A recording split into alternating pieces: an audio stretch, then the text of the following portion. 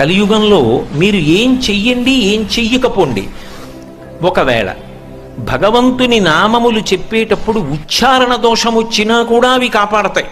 అందుకే అపశబ్దంబుల కూడియున్ హరిచరిత్రాలాపనముల్ సర్వపాప పరిత్యాగము చేయు కావున హరిన్ భావించుచున్ పాడుచున్ జపముల్ చేయుచు వినులన్ వినుచు అశ్రాంతంబు కీర్తించుచున్ తపసుల్ సాధులు ధన్యులౌదురు కదా తత్వజ్ఞ చింతింపుమా అంటాడు నారదుడు వ్యాస భగవానుడితో మాట్లాడుతూ.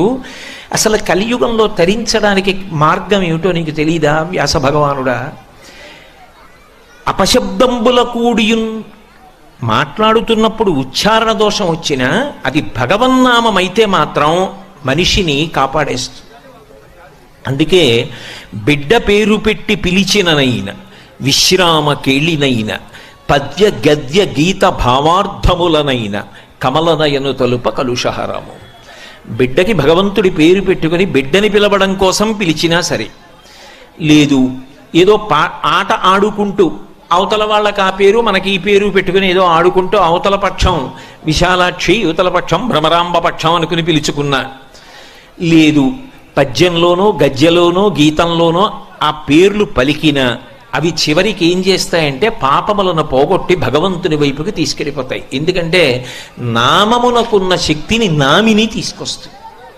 నేను ఇప్పుడు ప్రవచనం చేస్తుంటే ఎవరో సభలో మధ్యలో లేచి అకస్మాత్తుగా కోటేశ్వరారు అని పెద్ద కేకేశాడు అనుకోండి, నేను చటుక్కునడు చూస్తాను.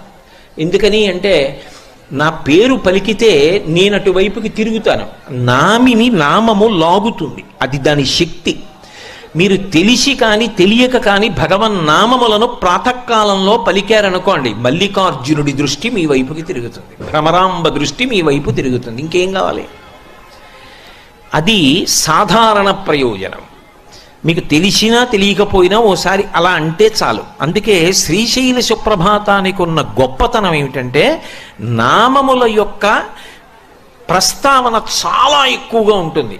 ప్రకృతి సంబంధమైనటువంటి విశేషములు ఇంచుమించు లేవనే చెప్పవలసి ఉంటుంది. అందువలన అందులో మీరు ఏ ఒక్క పాదం పలికినా, ఒక నామం పలికిన, ఒక శ్లోకం పలికిన అది కాపాడి తీరుతుంది. అందున ప్రభాతకాలం బ్రాహ్మీ ముహూర్తం కాబట్టి.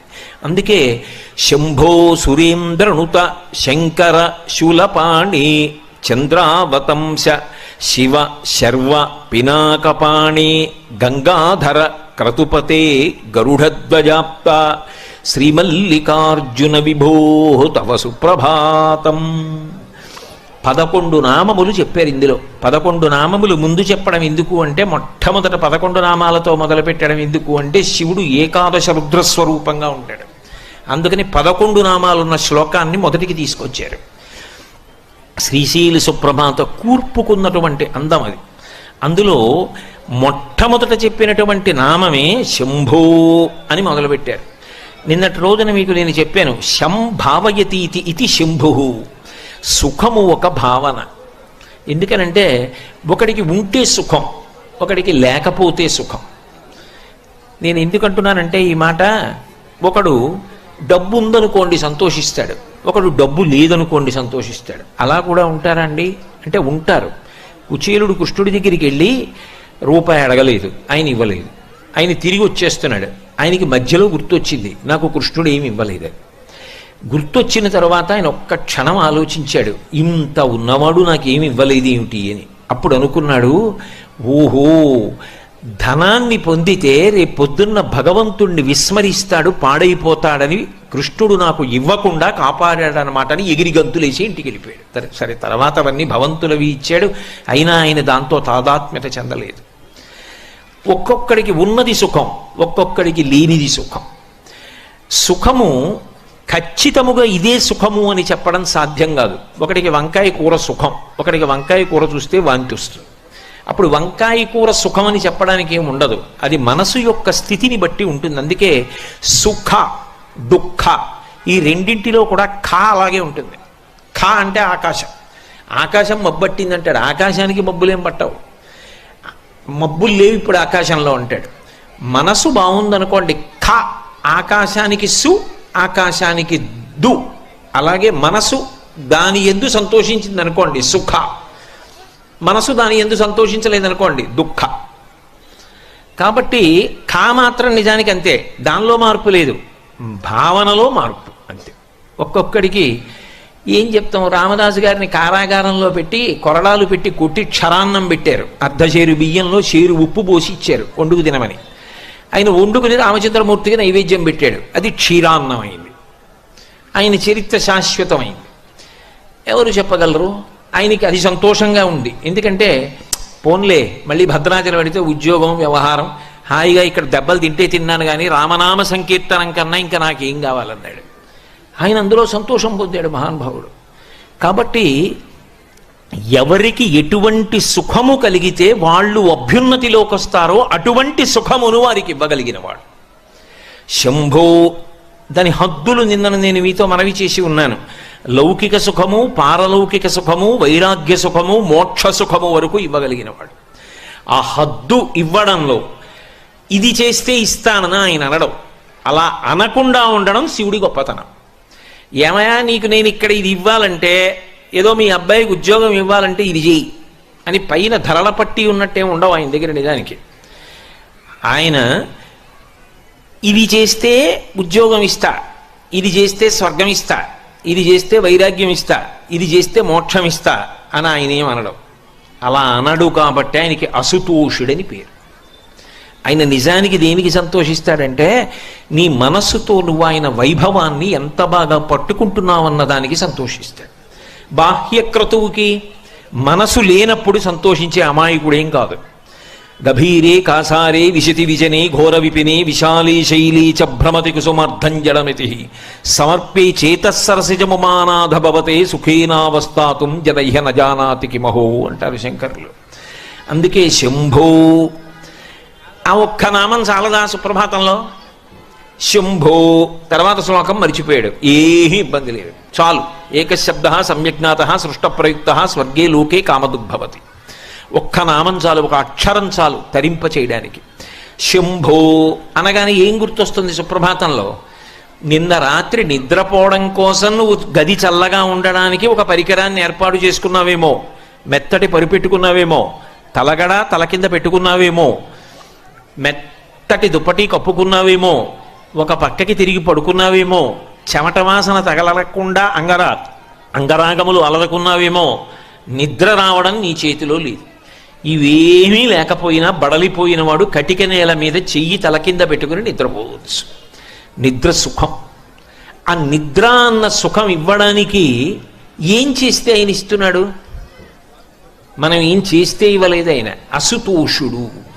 అసుతోషుడు అంటే నువ్వు మనస్ఫూర్తిగా ఇంత చేసిన ఆయన పరమ సంతోషాన్ని పొందుతాడు. మనసు పెట్టకుండా ఇదంతా నేనే చేశానని ఎవడంటాడో వాడిని చూస్తే అసహ్యించుకుంటాడు. నువ్వెవడెవరా చేయడానికి నాకని.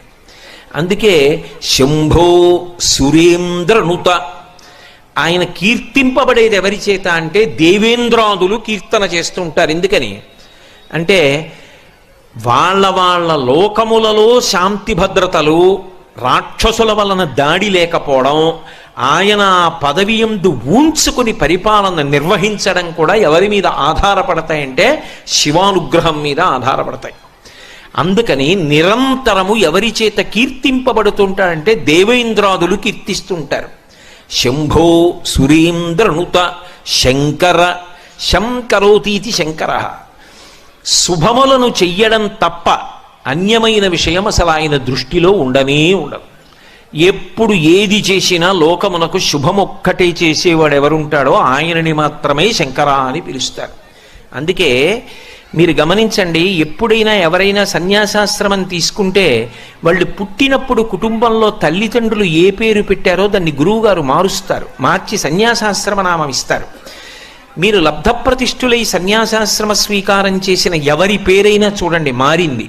ఒక్క శంకరాచార్యుల వారి పేరు మాత్రం గోవింద భగవత్పాదులు మార్చలేదు. ఎందుకు మార్చలేదో తెలుసా? కైలాస శంకరుడు కాలడి శంకరుడిగా వచ్చాడు. శంకర మహోపకారం చేయడానికి వచ్చినటువంటి వ్యక్తి.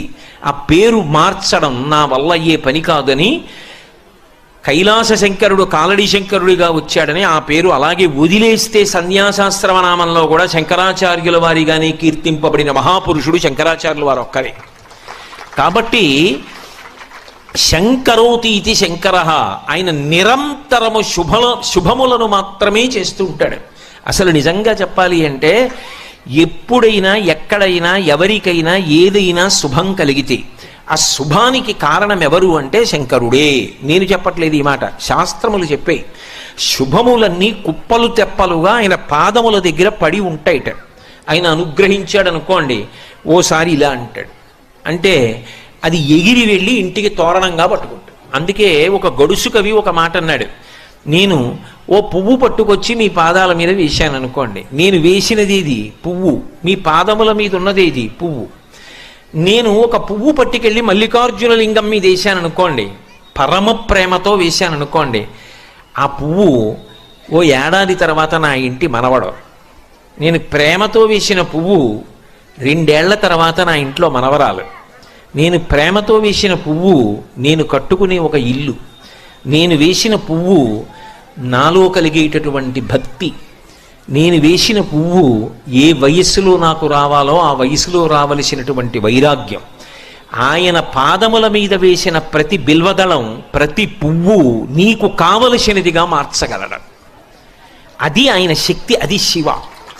శంకర నీకేది కావాలో దానిగా మార్చి తోరణం గడపని పట్టుకునేటట్టు చెయ్యగలిగిన వాడెవరు అంటే శంకరుడు. అందుకే మీరు గమనించండి, లోకంలో దీనికి పరిష్కారం ఏమి అన్నది అందట్లేదనుకోండి, అప్పుడు ఏం చెప్తారంటే అభిషేకం చేయించుకోండి శివలింగానికి అంటారు. ఇక అది బ్రహ్మాస్త్రం, ఇంకంతకన్నా ఏమీ ఉండదు.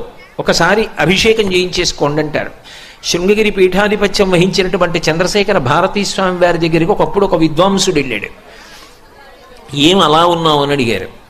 నా భార్య ఆరోగ్యం బాగుండట్లేదు, వైద్యులు వచ్చి వైద్యం చేసినా ఆమెకి తగ్గకపోగా రోజు రోజుకి ఆరోగ్యం క్షీణిస్తోంది, మీ పాదముల మీద నమ్మకంతో శృంగేరి వచ్చానన్నారు.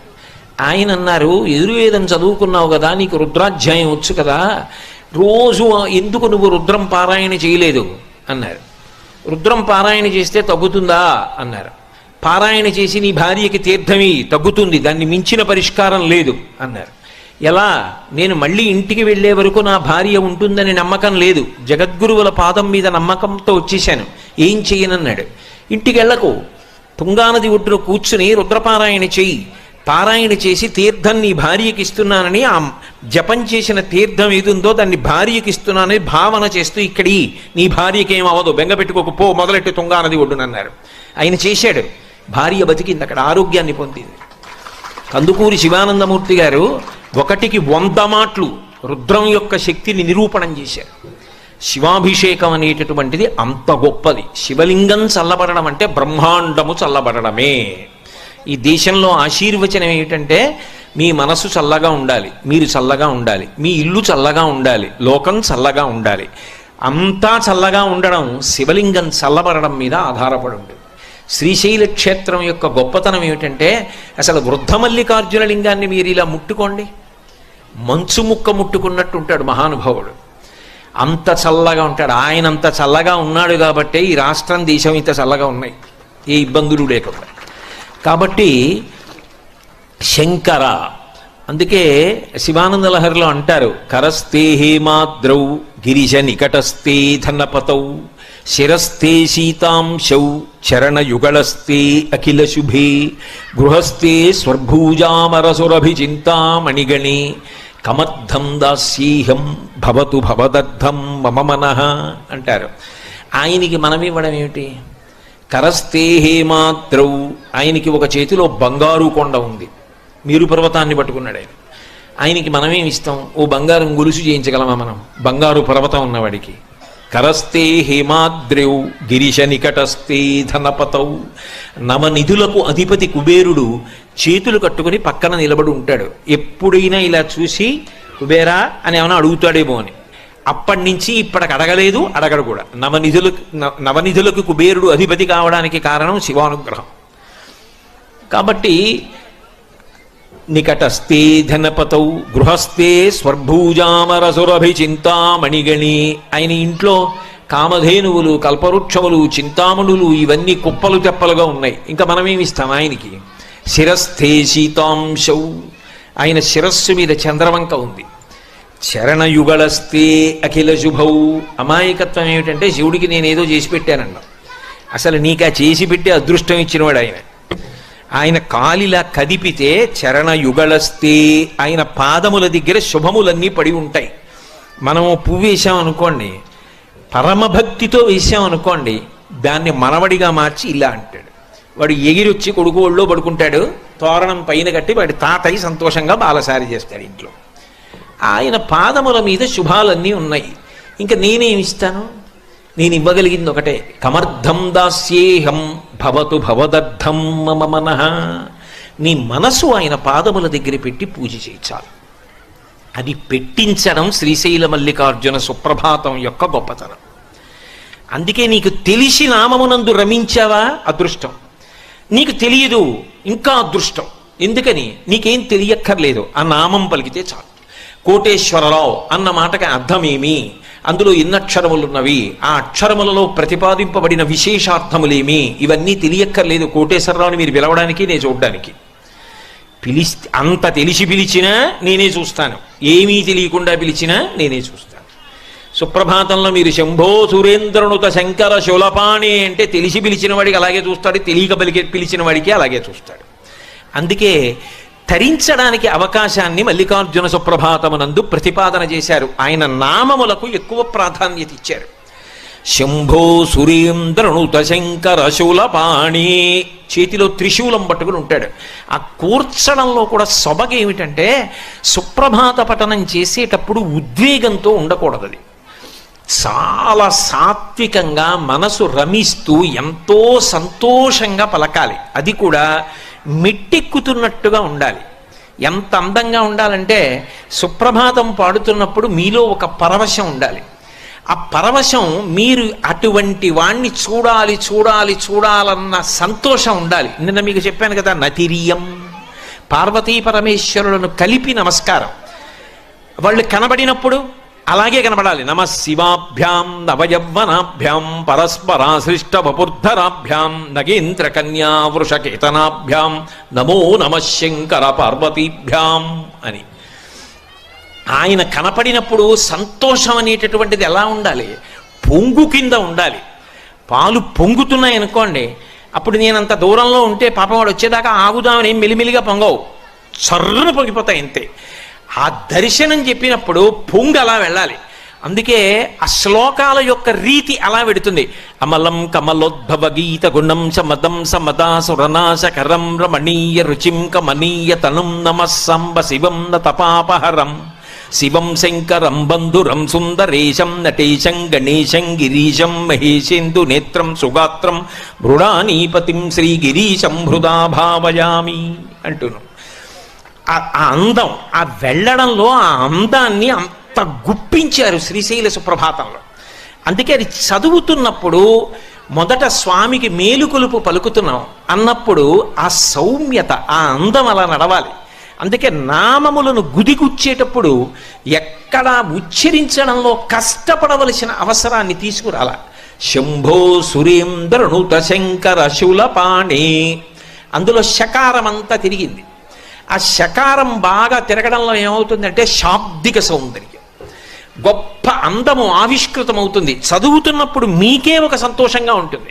నేను నిజం చెప్తున్నాను, మీరు మల్లికార్జున సుప్రభాతం ఇంట్లో చదువుతున్నారనుకోండి, పరవశించి అలా వెళ్ళి బయట ప్రకృతి వంక చూస్తూ ఇంకా చీకటి చీకటిగా ఉండగా ఒక్కసారి శ్రీశైలాన్ని, శ్రీశైల దేవాలయాన్ని, ఆ మల్లికార్జున దేవాలయం, పెద్ద నందీశ్వరుడు, రత్నగర్భ గణపతి పీఠం మల్లన్న గారు, ఇవన్నీ జ్ఞాపకం చేసుకుని ఓసారి సుప్రభాతం జరుగుతూ శంభో సురేంద్రనుత శంకర శూలపాణి చంద్రావతం శివ శర్వ పినాకపాణి గంగాధర క్రతుపతే గరుడధ్వజాప్త శ్రీమల్లికార్జున విభో తవ సుప్రభాతం అనండి. మీ ఇంట్లో చదువుకునే పిల్లలు అంటారు, నోట్లో చదువుకుంటావా తాత, నాకు దీని మీద దృష్టి పెట్టలేకపోతున్నానంటాడు, అది లాగేస్తుంది. అలా గుచ్చారు. ఆ నామాలని గుడిగుచ్చినప్పుడు కూడా అంత అందము శబ్దమునందు ఆవిష్కృతమవుతుంది.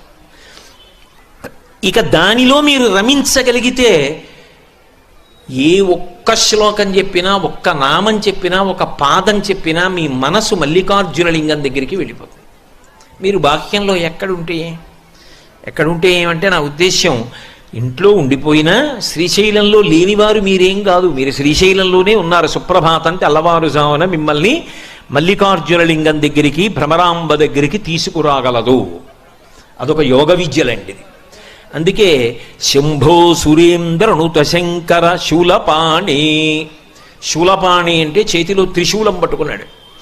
శూలము అంటే ఏదో ఒక్క అంచు మాత్రమే ఉండి గుచ్చడానికి పనికొచ్చేది కాదు, త్రిశూలం. ఏమిటా త్రిశూలం అంటే ఆయనకి అలా ఉంటే సరదాగా ఉంటుందండి, అందుకని అలాంటి ఆయుధం పట్టుకున్నాడన్నది అన్వయం కాదు. ఆయన అలా ఎందుకు పట్టుకుంటాడో శివమహాపురాణంలో చెప్పారు. త్రైగుణ్యం శూలమేతస్యాపరసు సత్యనిష్టత అన్నారు. 3 గుణములకు ఆయన అతీతుడు. 3 గుణములకు అతీతుడై సత్వమునందు కాని, రజస్సునందు కాని, తమస్సునందు కాని, శుద్ధ సత్వమునందు కాని ఉండకుండా. అందుకే ఇలా 3 ఉంటే ఈ 3 ఒక ఊచకుంటాయి. ఆ ఊచ పట్టుకుంటాడు. అంటే శుద్ధ సత్వము సత్వము కన్నా గొప్పది. నిజానికి ఈ 3 గుణములలో తిరిగి శుద్ధ సత్వములో కెడతారు. శుద్ధ సత్వము కూడా ఎవరి చేతులలో ఉన్నదంటే ఆయన చేతులలో ఉన్నది. ఆ స్థితికి మూడిటిని 4టిని దాటి ఎప్పుడు తనలో తాను రమిస్తూ ఉండగలిగినటువంటి గొప్ప స్థితి ఆయనది. అందుకే ఆయనకు ఒక విచిత్రమైన పేరుంది, ఉన్మత్త శేఖరాయ నమః. పిచ్చివాడు ఏం చేస్తాడు, వాడికి బాహ్యంలో భయమే ఉండదు. అందరూ చీకటి పడిపోయిందని భయపెడుతుంటే ఆయన ఒక్కడు శ్రీశైలంలో ఎక్కడో అడవిలో కూర్చుంటాడు. కూర్చుని తనలో తాను ఏదో రమిస్తూ ఉంటాడు, ఏదో భావన. అది మనకు అందదు కాబట్టి ఆయన్ని పిచ్చివాడు ఉంటున్నాం, కానీ ఆయనలో ఏదో భావాలు ఉంటాయి. ఆయన ఏదో ఆలోచిస్తూ ఉంటాడు, ఏమిటో నవ్వుకుంటూ ఉంటాడు, ఏమిటో అరుస్తూ ఉంటాడు.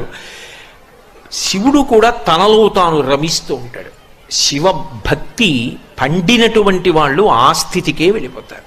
అందుకే మహానుభావులు చంద్రశేఖర భారతీ మహాస్వామి శృంగగిరి పీఠాధిపత్యం వహించారు.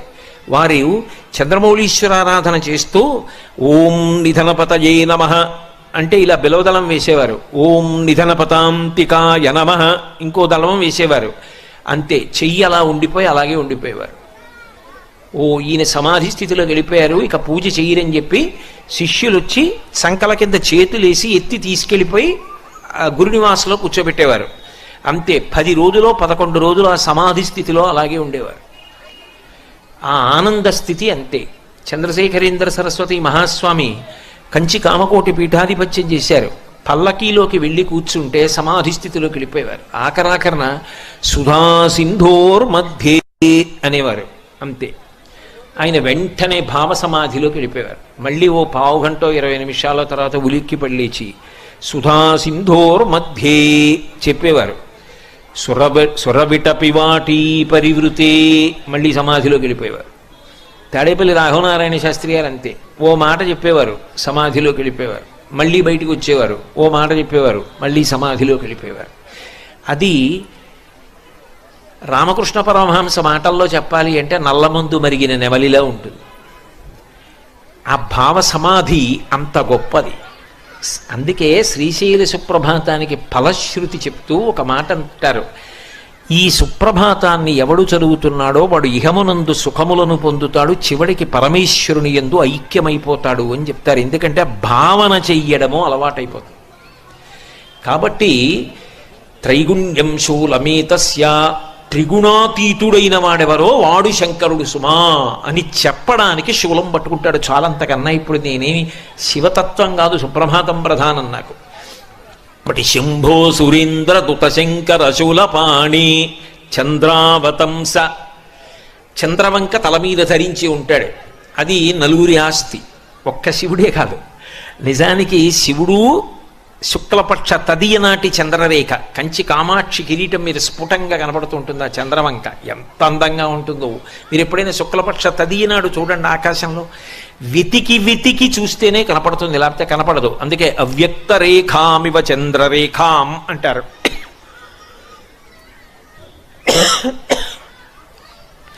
తదియనాటి చంద్రరేఖ శుక్లపక్షంలో ఎలా ఉంటుందో అటువంటి చంద్రరేఖ పరమశివుని యొక్క కిరీటం మీద ఉంటుంది. అదే అమ్మవారి కిరీటం మీద ఉంటుంది, అదే వినాయకుడి కిరీటం మీద ఉంటుంది, అదే సరస్వతీదేవి కిరీటం మీద ఉంటుంది. అందుకే శంకరుడు తెలుపు, జ్ఞానదాత మహేశ్వర, ఆయన జ్ఞానం ఇస్తాడు. అందుకే సరస్వతి వీణ వాయిస్తుంది, శంకరుడు దక్షిణామూర్తిగా వీణ వాయిస్తాడు. శ్రీశైలం లోపలికి వస్తుంటే వీణ వాయిస్తూ దక్షిణామూర్తి లేరు. సరస్వతీదేవి చంద్రవంక ధరిస్తుంది. మీకు అనుమానమా?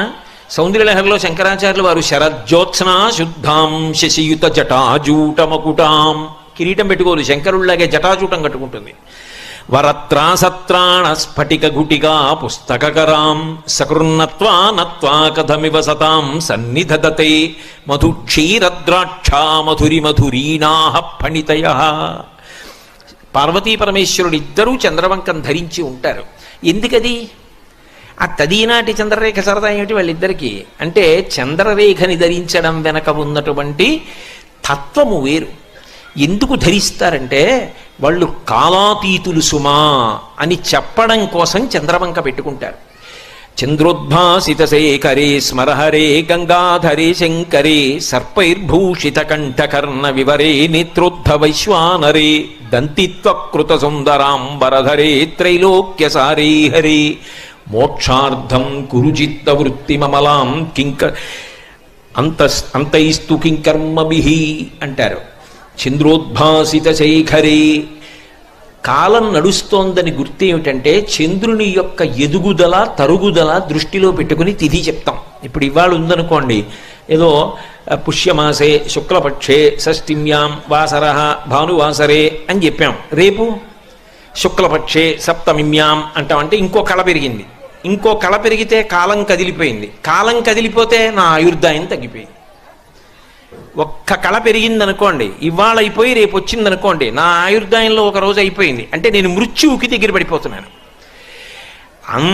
చంద్రుని యొక్క కళలు పెరిగి తరుగుతూ ఉంటే మాసములు కదిలిపోతాయి. మాసములు కదిలిపోతే ఆయువు తరిగిపోతుంది. అందుకే ఆయుర్నశ్యతి పశ్యతాం ప్రతిదినం యాతి క్షయం యవ్వనం ప్రత్యాయంతి గతాః పునర్న దివసాః కాలో జగద్భక్షకః లక్ష్మీస్తోయతరంగభంగ చపలా విద్యుచ్చలం జీవితం తస్మాన్ మాం శరణాగతిం కరుణయా త్వం రక్ష రక్షాధునా అంటారు.